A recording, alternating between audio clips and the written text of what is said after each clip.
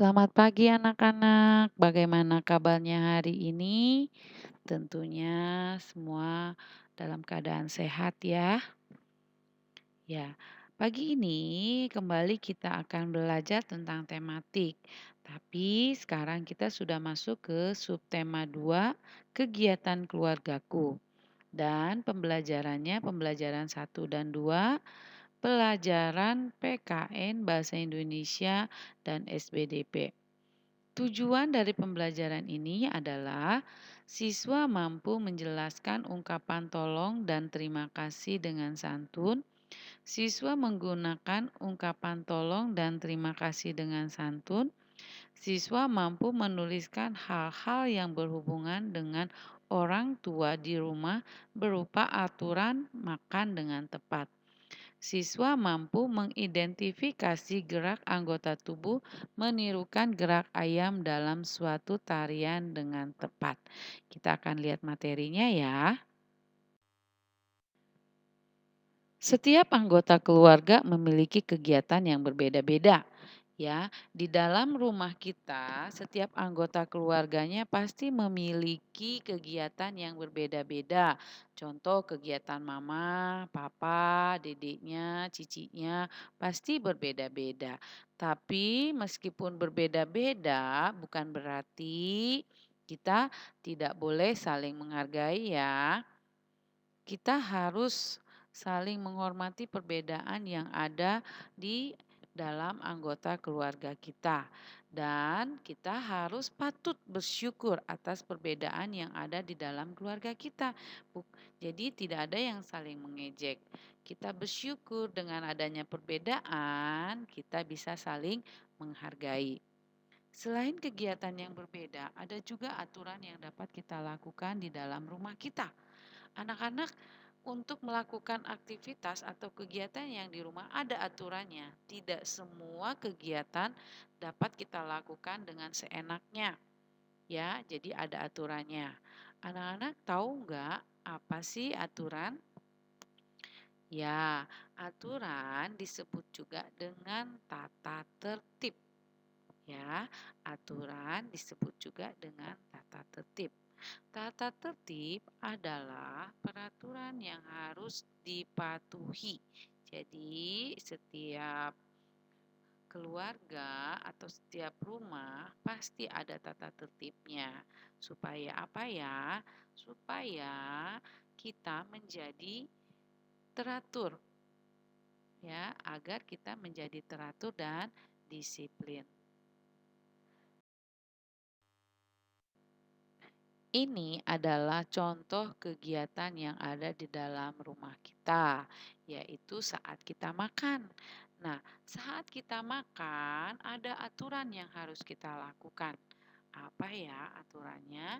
Yang pertama, katanya mencuci tangan sebelum makan. Jadi, anak-anak membiasakan diri sebelum makan itu mencuci tangan dulu ya. Ayo, siapa yang suka lupa mencuci tangan sebelum makan? Ya, tentunya semuanya pasti ya rajin mencuci tangan sebelum makan. Yang kedua, duduk dengan tertib. Saat makan, kita sebaiknya duduk dengan tertib agar makanannya enggak berserakan, enggak tumpah-tumpah ya. Jadi anak-anak biasakan untuk duduk dengan tertib, enggak lari, enggak sambil jalan ya. Setelah makanannya selesai, boleh melakukan kegiatan yang lain. Yang ketiga, berdoa sebelum makan. Kalau ini pasti semua anak-anak berdoa sebelum makan ya. Yang keempat, makan secukupnya. Makan secukupnya maksudnya itu kita ambil makanannya secukupnya dulu, nggak usah terlalu banyak, takutnya tidak habis. Kalau tidak habis kan sayang untuk dibuang. Jadi diambilnya secukupnya aja. Kalaupun nanti makanannya kurang, bisa diambil lagi. Ya. Dan yang kelima, mengucap syukur setelah makan. Yang keenam, Membantu ibu merapikan meja makan dan menyimpan piring setelah selesai makan. Ini juga kita harus biasakan untuk membantu ibu setelah selesai makan. Jangan lupa untuk langsung menyimpan tempat makannya sendiri. Tidak perlu harus mbaknya yang harus simpen. Karena anak-anaknya sudah besar, jadi sudah bisa nyimpen tempat makannya sendiri kan. Ya, ini adalah aturan yang ada di rumah saat kita makan. Nah, dari aturan tadi, sekarang kita akan masuk ke pembelajaran bahasa Indonesia, yaitu di mana kita akan belajar tentang ungkapan permintaan tolong dan mengucapkan terima kasih. Contoh kata permintaan tolong yang dapat kita ucapkan adalah A. Bolehkah saya minta tolong? B. Tolong ambil air minum itu. Beni, tolong bantu ibu ya. Bolehkah aku membantu ibu merapikan meja? Ya, ini adalah contoh kata permintaan tolong. Permintaan tolong ini dapat kita ucapkan ketika kita tidak bisa melakukan sendiri dan meminta bantuan teman, orang tua, atau yang ada di dekat kita. Jadi, saat kita meminta tolong, jangan lupa untuk mengucapkan tolong.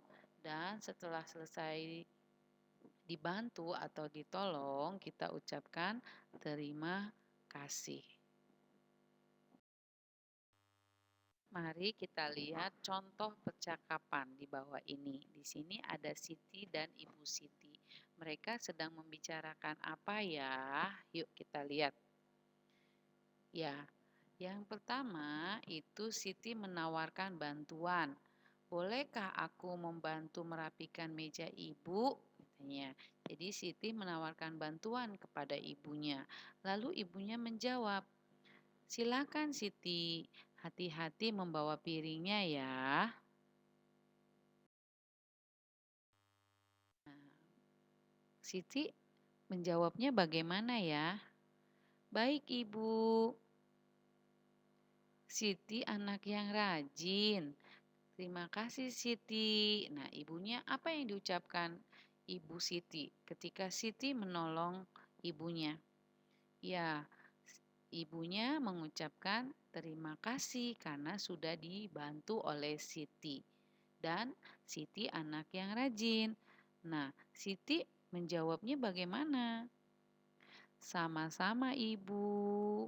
Nah, jadi anak-anak juga ketika kita mengucapkan terima kasih atau ada yang mengucapkan terima kasih, jangan lupa untuk mengatakan sama-sama.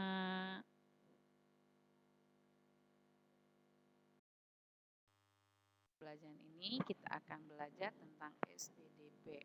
Nah, di dalam pelajaran ini kita akan belajar tentang gerak anggota tubuh kita. Nah, gerak anggota tubuh kita contohnya seperti menari. Anak-anak tahu nggak tarian itu apa ya?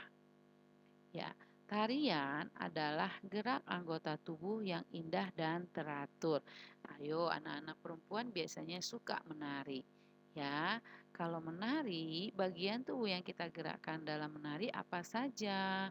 Contohnya kepala, leher, tangan, pinggul, kaki. Nah, ini adalah bagian tubuh yang kita gerakkan saat menari. Dalam menari kita juga dapat menirukan gerak alam. Jadi contohnya seperti gerak ayam, gerakan bebek, gerakan kelinci, dan gerakan kupu-kupu.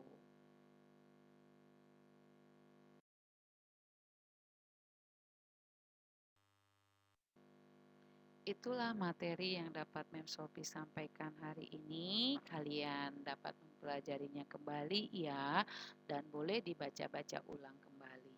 Terima kasih dan Tuhan memberkati. Bye-bye semuanya.